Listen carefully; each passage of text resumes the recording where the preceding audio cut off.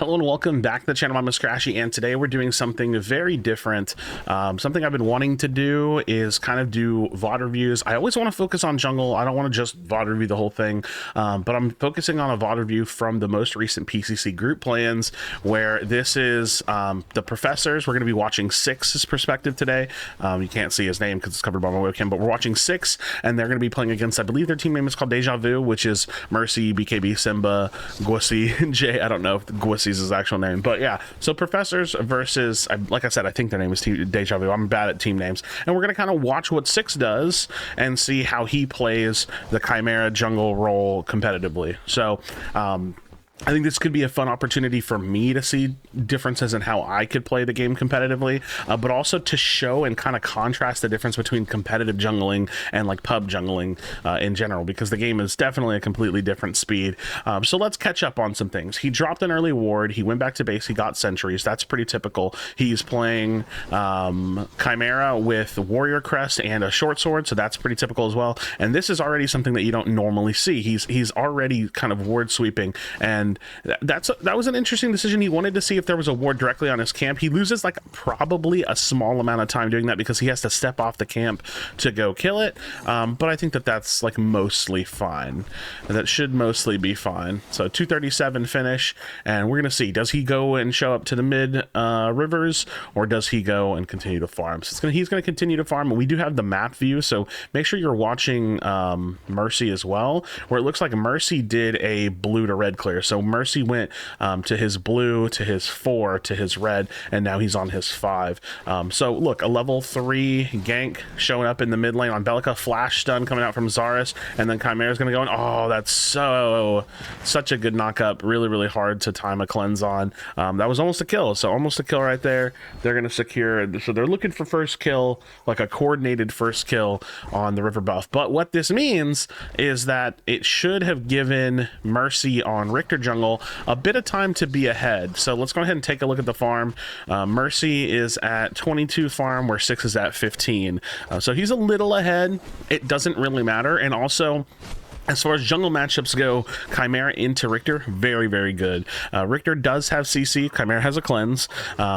Richter is a tank, he cannot 1v1 Chimera. Chimera has a ton of sustain in the jungle. All things considered, Chimera jungling into Richter, very hard for Richter to deal with. So, all right, we see how this lane is set up for a gank, kind of specifically, like it's pushed in that direction. It looks like Six wants to get in there, but he can't go in and get the kill. So what does he do? Well, he doesn't want to just waste time. He's going to get the green buff. Now let's see, do they give him the green buff? It probably is going to go over to the Chimera. Yep, he's going to go ahead and smite that, because he doesn't want to get nothing for that. And then Zarus can actually potentially just hold a freeze here. So it's a pretty decent scenario.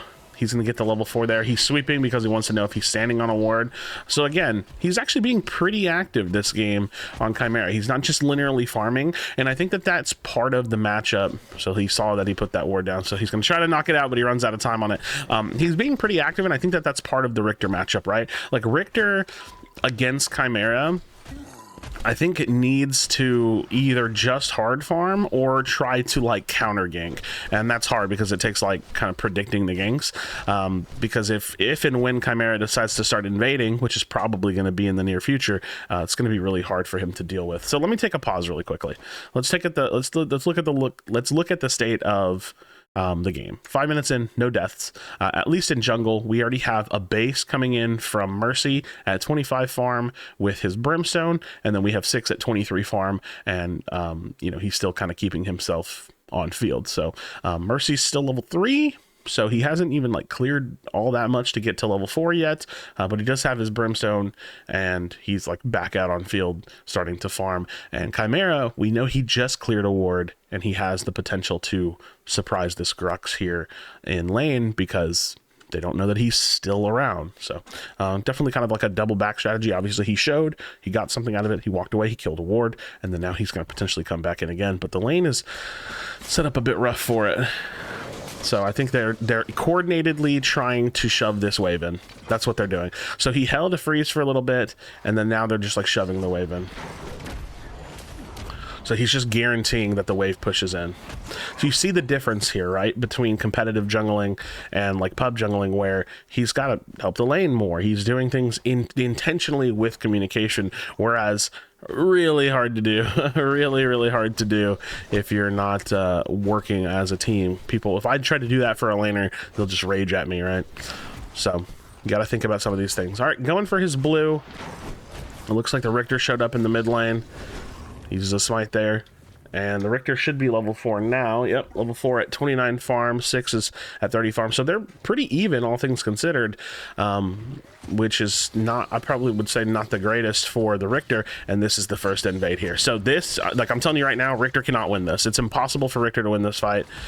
He tried to smite his own camp. He can just cleanse and walk away from this. Like, it doesn't matter. So now, like, the response from this has to be so aggressive, but you can see Iggy is cutting off the Bellica, so the Bellica can't help. This is where Chimera starts to take over. He says, you know what, I haven't even bought yet and I can already invade the Brimstone Richter, and as long as the offlane is in a similar situation, you know, he can keep him out of the jungle. And so he probably won't be too greedy,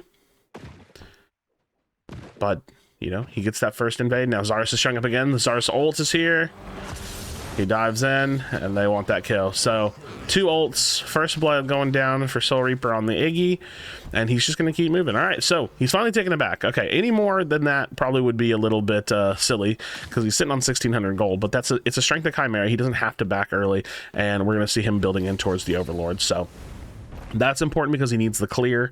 And let's take a look at Mercy at 35 farm, 6 at 39 farm.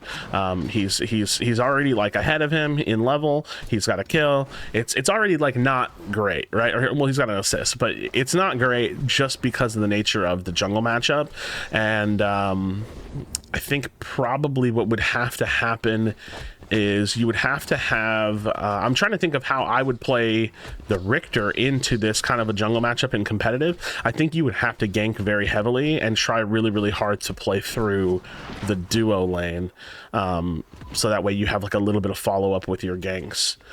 So he's sweeping here. He doesn't have his ult just yet, but they do have a kind of all-in lane. But he can just jump in, nothing much here. Richter's here. He still should have his cleanse, so he should be able to walk away. So this is a good counter gank like I was talking about. Like, it at least like kills a little bit of momentum, and then they even have the Bellica roam over too. So they commit a lot there, and they don't really get anything for it. Chimera's gonna take a base. He doesn't have any red side up, or 6 is gonna take a base. And surely that's not enough for them to rip the Fang to it. This will be interesting. I mean, if they don't have their mid laner, okay, mid laner's crashing in. We'll see how this fight goes. They might lose it. I can't see the health of it. We're gonna see 6 go straight onto the Drongo. He's still in the silence, so we're gonna see him pop some abilities here in a bit. He flashes, so they're not able to get that. He should still have his ult, so they might be able to clean up this fight. Richter barely gets away. Junglers are going to have to get away, but the Grux is here earlier than the Zarus. So a nice early fight from the opposing team. Chimera's got to go away. We're going to take a look at the rest of this fight if we can. But it looks like it's mostly dissolving here. Mostly dissolving. It's something that's still going on. Iggy might be down. I know Chimera's doing his red, so we'll take a look at that in just a little bit. Ooh, okay. If they can turn that into a kill, it would be something. All right.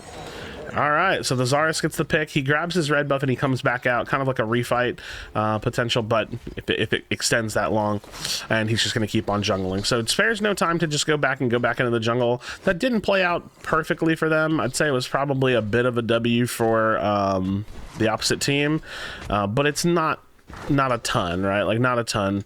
I think jungle pressure is still going to be on the side of Chimera because, like I said, because of the nature of the matchup.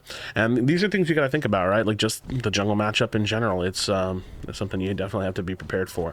All right, so Zarus has started this. 6 is going to come over. He doesn't have wild yet, but they can put that pressure down and try to go for it. Now, Grux does show up. Iggy is there to kind of zone off as well. And I wish we could see the health on it, but if they didn't peel off, we have to imagine that he's doing fine with it. They don't have the Richter anywhere nearby, so should be fine. It's going to go ahead and take the mini prime. and we'll see what he does with the mini prime, because I think that's a big thing that like a lot of players don't really know what to do with.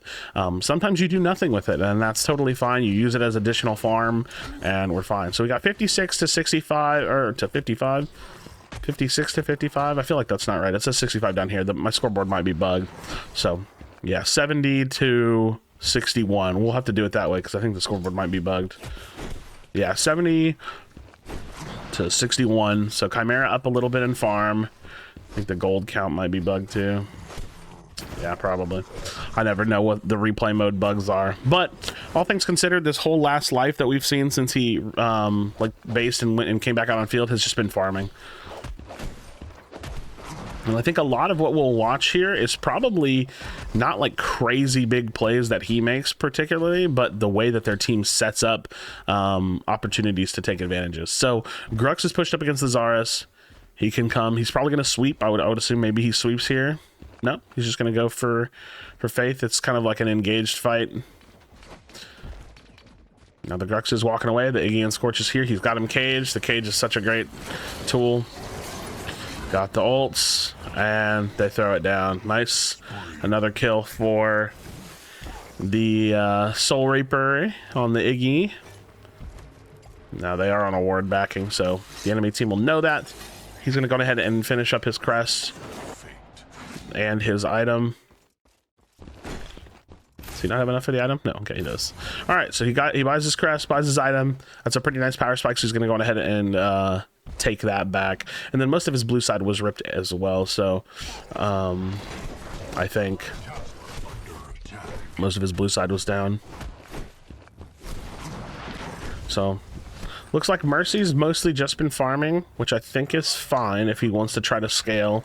And it's 4-2, so we do know that like 6 of the professors have a pretty nice lead. Question is, what do they do with it? How do they continue to push this?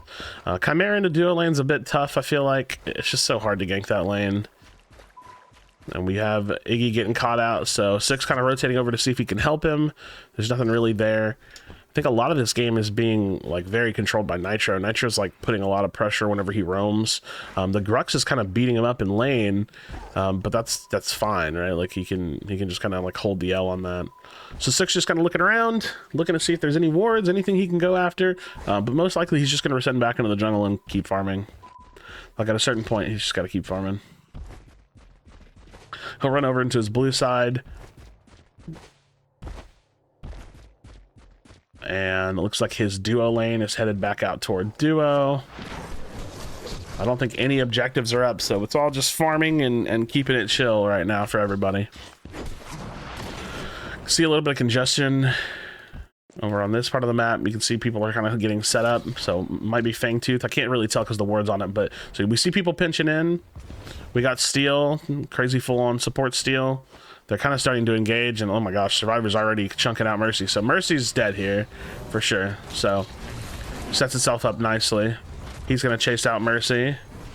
The flash goes down, he flashed after it. So now he's got the flash timing on it. I can pop the Grux Phoenix. And now he's looking to chase. I don't know why it swapped me. Just chasing on the Django. He signs it doesn't matter, his health high enough. He can just chase and use his abilities. I like how he's backing away because it doesn't want to get knocked up. It does look like they were able to turn that around a little bit. So Chimera's still here. Chimera into this 2v1 is not terrible, but it's actually like playing pretty even back and forth. All right, he knows they're running out. He's going to shove up and kind of like push this mid wave in. And he might take a back here just for the sake of like having full mana and full health. Because this is like, if the Fangtooth is up, it's going to be a refight. Yep. So he's going to take his back. This is a little late, whereas everybody else is like starting to come back in, but the Zarus is just spawning. We'll see if that's what they do or if everybody kind of goes back to a default, because sometimes these fights will break and then people kind of just like go back to where they were. They reset the lanes and then they re-rotate into the refight. It's not always just a reset and go straight back and refight. And that looks like what the Grux is doing. So they might have the 5v4 advantage here because the Zarus is pulled over immediately right after spawn, whereas the Grux went back to lane, and they see that, right? So they see that the Grux is in lane. They're probably either going to rip this. Yep. They're just going to go straight for it. They didn't get the first one, so they kind of want this so that way they don't have like the momentum against them in terms of Fangtooth pressure, and it could lead them to losing their tier 1, but it's hard to say. And he's just going to probably go straight back and just farm his jungle, because when you have these kind of like extended longer fights, you have like your jungle just all comes up and then it's just open. So he could do probably like a full red to blue side clear. I'd say the biggest worry, and you can kind of see it now, is that the Grux like pushed up and he could have potentially like farmed out some of the blue side jungle, but it doesn't look like he had enough time to do that. So the Grux pushes back. He doesn't even get the tower. He does get it pretty close. So that's kind of the trade-off that they potentially had to make. But it didn't actually even play out that way. Losing tier 1 towers in competitive is really big. It provides you the opportunity or it provides the team who takes the tier 1 towers. Taking tier 1s is big because it provides you the opportunity to like hard set the lanes and like really control like kind of the state of the map and like where people have to move. So that can suck. Okay, a mini prime is coming up. We can see that, and he's just like sweeping out early. He did farm out what looked like a good portion of his red side jungle. I'm not exactly sure how much he did. And yeah, so he's at 104 farm. Okay, we'll see this engage go down. That's the ult coming out from the Grux. They drop a couple ults on him, and the flash. Oh, and he can just get it. He's got enough health that he can just dive in and get it. Very nice. All right, Mercy is here. The Bellica's here. This is a nice response from them. Nice. I like that he jumped that so he doesn't get the knock up. The hook is missed. We have the Iggy that shows up, so he's in and outing very well here. And then he's going to dive right back in. They probably have to let him go, but they can shove this wave in, put that pressure potentially. And he's just going to back up, most likely either start the mini prime. Yeah, okay, with the health down like that, they have one player down, and like one of those players' health is just so low. So even though he's low, he can just start it because they can just burn this really quickly. I mean, Mercy can't do anything here. Like, there's like, even if he went in and stole it, it wouldn't do much. All right, so the enemy Drongo is unstoppable currently. Survivor went down there, and what does he do after taking this objective? He just goes straight back to farming, so he's trying to keep himself ahead. Okay, I wanted to look at the farm, but I didn't want to look at it at the wrong moment. So he's at 119 to Mercy's 116. So all things considered, they're keeping their farm pretty consistent. It really is just kind of coming down to team play, which I mean I expect in competitive, right? So we're seeing like, I would say like strong left side and mid side of the map, but the dual lane is struggling this game, so we're going to see them have to come together to win the kind of like team fights. All right, clears out his blue side jungle and is most likely going to take a base. Oh, he's looking for the Zarya gank again. If the Zarya, or the Grux gank, if the Grux is going to push up that much, he's really trying to push this tower down. You know, it really shows you that he has the potential to just keep showing up. All right, he's going to walk away. I mean, if the Zarya has the cage, man, it's hard to get out of unless you have the flash, and then, you know, 6 on the Chimera can follow it up. He's going to finish up his Basilisk and probably start working on a Citadel, most likely. We'll see what he decides to go with, or like an Elefrost or something like that. I know that he likes to build Elefrost, and he's back to his red side jungle, so we're always seeing like him move around the map with purpose, right? Like whenever he goes somewhere, he continues to farm. That is like the cornerstone of jungling, is that you have to be farming. But I feel like a lot of what they've achieved is just like been the calls of team play. So it's definitely very, very different than like your traditional solo queue jungling, where, you know, you kind of have to look for opportunities. Oh, he actually walked over a ward, but I think he might have missed it just because he wasn't looking at it. Pro tip there. I say pro tip. Definitely a tip for you there. If you are sweeping, you can look at the map, and the map will show wards too, because sometimes I do that too. You'll miss a ward here and there when you walk over it. All right, they're looking for picks. They're looking for opportunities. He has the mini prime, so if they can find like an engaged fight, it would be nice for them, because they could potentially like shove somebody out of lane and then use the mini prime to push down a tier 1 tower. All right, he sees that ward go down, and you can see he's hunting, right? Like with the mini prime on, if they can shove somebody out of lane, they can potentially take a tier 1. So that's what they're looking for. Even still, he's following the Richter. He can follow this into like a counter gank. Yep, they can pull back, and now he can say, all right, y'all go in. Like, yep, y'all go in. You can see they're starting to go in now. The ult from Survivor's down.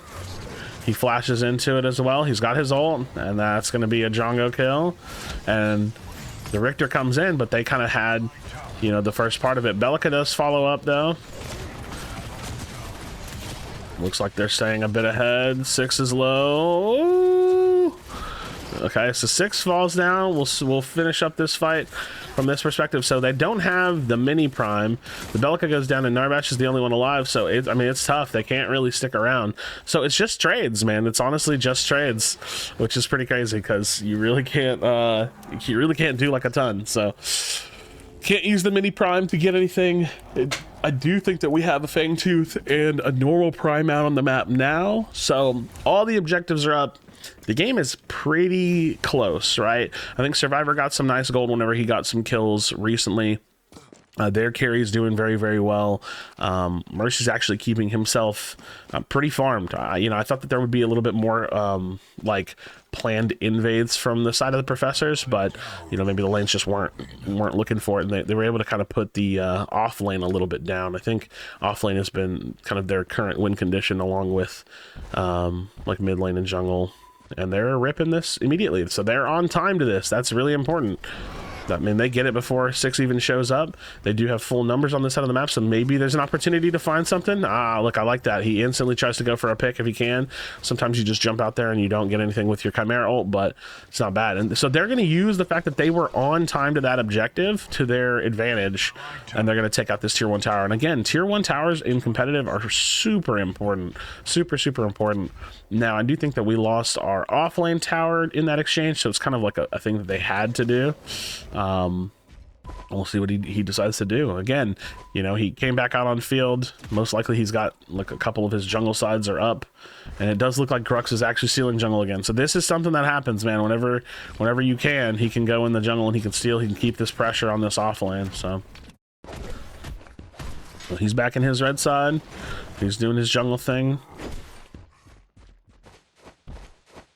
Looks like his 2 camp is up. This is a much closer game than I was expecting. Usually, I mean, I guess I'd say in my experience, usually it feels like one team starts to get a lead and then they just kind of take over with it. But these are 2 very good teams, man. Very good teams. I'm just kind of like passively watching around the map where everybody's moving around. You got Steel roaming around a lot more now that tier 1 tower's down. He can just like kind of roam, look for picks. There's nothing on the map other than Prime, so Survivor's going out toward duo, so he can set the duo lane. I can see that on the map. They're shoving up the mid. Like, it's all about playing. Like right now, they're doing the thing where you're just like constantly setting lanes and looking for picks. Like setting lanes, looking for picks, and then of course jungle has to farm somewhere throughout that as well. So if you find a pick, if you can bait them into something, like right here, this might be a Zarus ult. He steps back. I love that step back for the Bellica knockup. He knows the Bellica's there and is going to knock up. All right, so they're kind of keeping it tight. They can peel back a little bit here. That's tough. That really strong response from the enemy team. Oh, and the hook on the Iggy. That's tough. That's tough. So they're probably going to go for an orb here. The Grux is a little low. They do have a Narbash. That is tough. That looked like a good response, like a good gank and a good catch, but the enemy team just responded very well. You can see the Bellica. She can look to pressure. So they're not going to rip it immediately, which could be a mistake. That could be a mistake. I mean, the jungler is up, so it is hard to rip, but what they can do is try to just force a tier 1 tower, so they can take a little bit of ground. So they got to get something out of that, right? And there's not a ton of time on these respawns, so I don't think they can orb. I think if they orb here, that would be a little troll. Like, you have to either find a pick again. You see how they're like holding the wall? Yeah, so they're looking for some kind of a pick. They're looking to bait some kind of way. 6 he can tell they're not doing it. He can see over the pit wall, so he can just farm. This is most likely going to disperse. So a nice pick, but if they don't go for the orb immediately, which I'm not saying was the right play per se, I'm just saying if they didn't go for it immediately, it's not really going to play it on their favor. He goes, he D-wars. Now, again, looking for the pick. You can see it's all about like setting the waves and trying to dance. So the side of the Professors has duo wave set against them a little bit, where the off lane is set against their enemies. Grux is getting a little shoved out, so this is potentially a good scenario where they could like kind of rotate in and try to take this front side fight here. Like, Mercy's in a weird spot. They could go in on him potentially. Catch him. Oh, look at that cage. Cuts him off. He's going to flash in. And now he goes straight in the back line for Drongo. Takes down the Drongo. He's got to peel back in. He can get all over the Bellica. Most of the survivors team, or most, I said the survivors, most of the professors have been able to stay alive. And there you have it. So the Richter shoved out. The Narbash is the only one left alive with the Richter, and they're going to pull this immediately. So I really do think maybe it was a lapse in judgment from the other team to not rip that immediately. Again, it's a tough call because it is so risky, especially with the jungler being alive. And that's just not really the case in this scenario because of the fact that they only had 2 people and it was right after they shoved them out. Now we have Fangtooth coming up. That's going to be Primal Fangtooth, and the Fangtooth lead is in the favor of the professors. So if they get this, he finishes his Elefrost, so it was the Elefrost he was going for. Give him a little bit of tankiness as well as a little bit of damage. If they get this, not only do they get the primordial blaze buff, but they're also going to get that 8% stats that they're looking for as well. So they're going to be running out there, and yeah, we'll see what they decide to do. Do they decide to pull it instantly? How do they want to fight this? All right, they're pulling it. They're pulling it. Look at the bait. Look at the bait. They're pulling it. They're pulling it. They're hitting it. They give the damage to the Chimera. And they're baiting it. They're baiting it. And look at, you see how they know that the intention is to fight. Oh, a ruffle from the Chimera. The Chimera goes down. We're going to swap over to Survivor's POV. But they are strong, so could just be them finishing up this fight angle. They're all pretty low. Oh my goodness. Bellica with the big damage. Big trades, man. Big trades, but Bellica, the only one that can stay alive. They're probably not going to be able to go for Orb here, but what they can do is just shove because they do have the Fang. They probably won't go for Fang here, but they can shove. They can reset their waves. With Zarus alive, maybe they can. Maybe they can. Actually, yeah, they can probably do it. They don't have a smite, so Bellica could potentially steal, and they're going to have to trade the tanking of it because Zarus can't tank all of it. Ooh, Zarus needs to be careful. Again, the biggest thing is she could potentially steal it. They got to get out. Okay, so they have both buffs. Orb's probably not going to last for too much longer, maybe like a minute at max. And Bellica gets out. Does she get out? I was going to say, if she got burned by like a Megacosm and a Primordial Blaze, then she'd be down. So let's swap back over to Six, who's just back out on his red side. So again, always going back to the farming.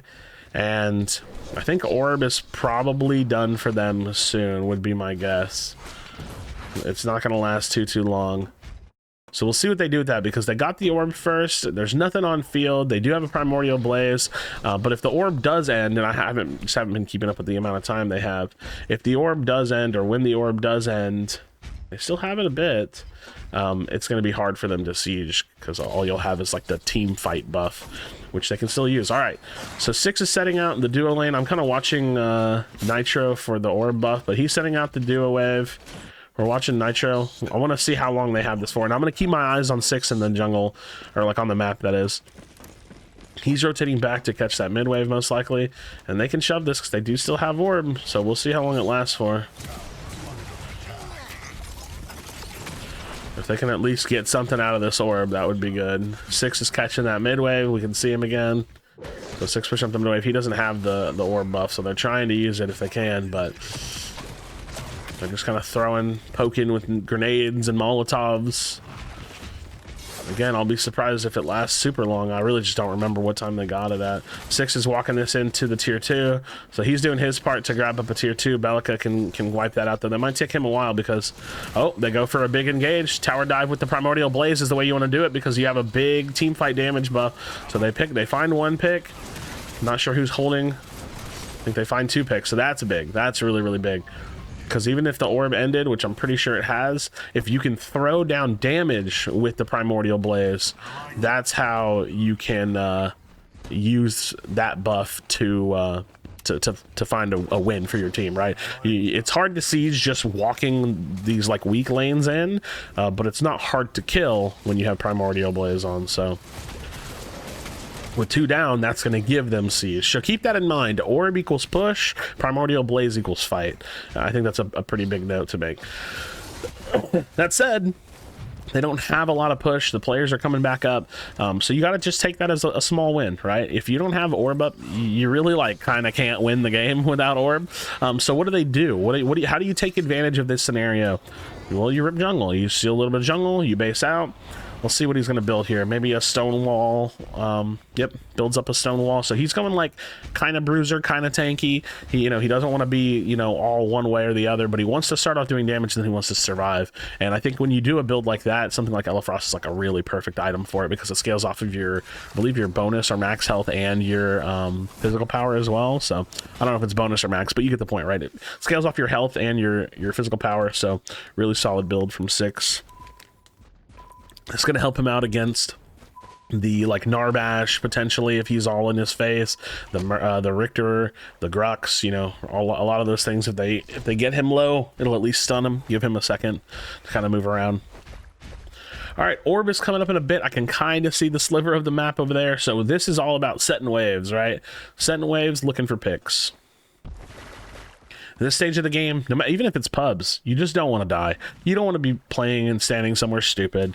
You don't want to be like walking around. If you're like a mid laner or a carry, walking around doing something stupid, you just need to stay alive. We're just seeing it on a very coordinated front. All right, and now they do have that left lane inhib down.